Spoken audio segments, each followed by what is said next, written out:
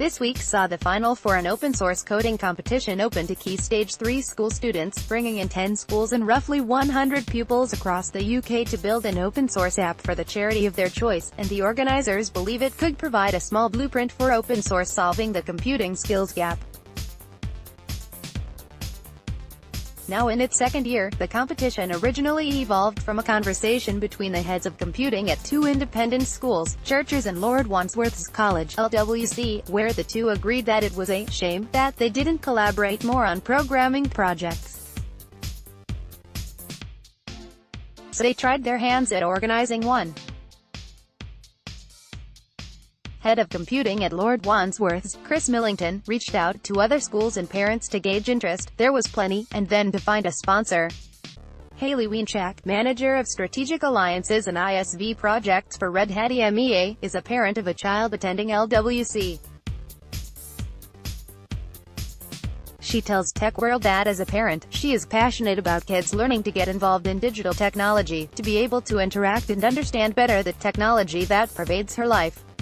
And, as a Red Hatter, she says she is passionate about bringing that open collaboration aspect to the teamwork. The two went about organizing the first competition, with Millington bringing schools together, Wienchak looking into bringing in the judges and some sponsorship. The process was simple at Red Hat, she says, asking around the office, then to marketing, and then she had the budget for it. The competition challenges students to use free applications to create a gaming application for a charity of their choosing, with the overarching idea of promoting basic open-source principles to solve real-world problems. Some of the students went one further and took it upon themselves to use free and open-source programs to improve their contributions. One of the students decided he didn't like any of the fonts that were initially available, so designed his own. Another team wanted to create its own pixelated images. They went and found free software and created their own images from scratch. Wienchak says, "It was remarkably resourceful and innovative."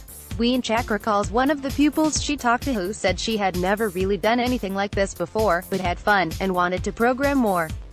And a separate student asked how they could further develop their skills at home.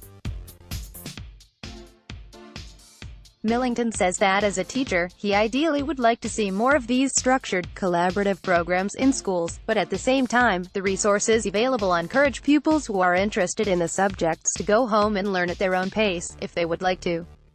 "I want students picking computing because at the age of 14 you have to start picking GCSE options, and I want to develop that," he says. "But I also want them to go off and want to learn more and develop more, because with computing and self-development, there are so many online resources out there. I want them to be motivated to go and start taking advantage of those." The winning team, named Control-Alt-Delete, decided to dedicate their app to the Children's World charity, which was founded by Arabella Churchill in 1981 based on the success of the Children's World area at Glastonbury Festival, and aims to foster creative play and work in educational settings, promoting social and emotional benefits for disadvantaged children. The app included a fundraising tracker where people can donate, as well as general information about Children's World's aims and a playable Pong game.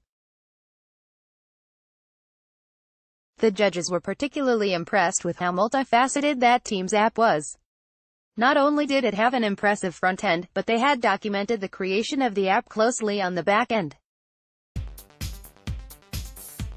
They had also demonstrated strong collaboration skills, working together to portion out tasks based on the strengths of each team member. They had done an internal school competition first to get through to be one of the teams that came forward, so this team had done one version of the app, and then, from the learning and collaboration in the first heat where they won, they had then amended that app and improved it before they came along to the finalist day, says Wienchak.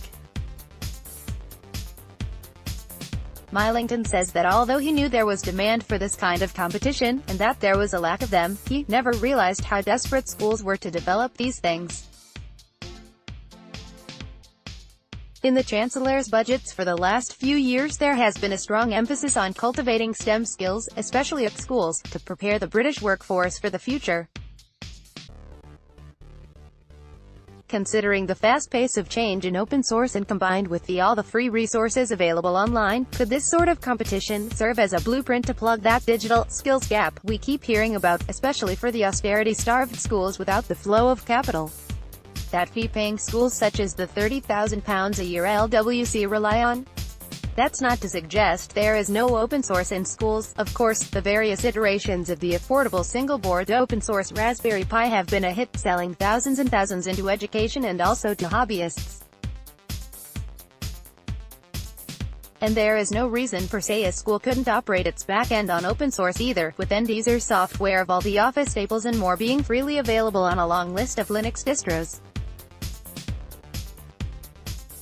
But bringing in the open-source ethos at a young age would certainly be advantageous to building more complex code. Indeed, most of the web is run on Linux. The coding industry is huge, and tech firms want to get involved and produce the next generation of tech. These kinds of projects are definitely the way to go, says Millington. I think the Childhood Institute was saying that we need 500,000 more children a year at the moment to gain a computing qualification to keep up with the demand there will be from the digital economy, adds Wienczak. Actually enabling children to see coding and computing, not just for the code, but also the soft skill sets that go around it, would really arm them for business going forward. This is the kind of thing industry can team with education to drive and take forward, and bring that joint success through for children, to realize they can have strong, lifelong careers with ultimate flexibility. And that's where the open-source ethos of DIY and collaboration might provide a good fit that is perhaps lacking in other areas of STEM.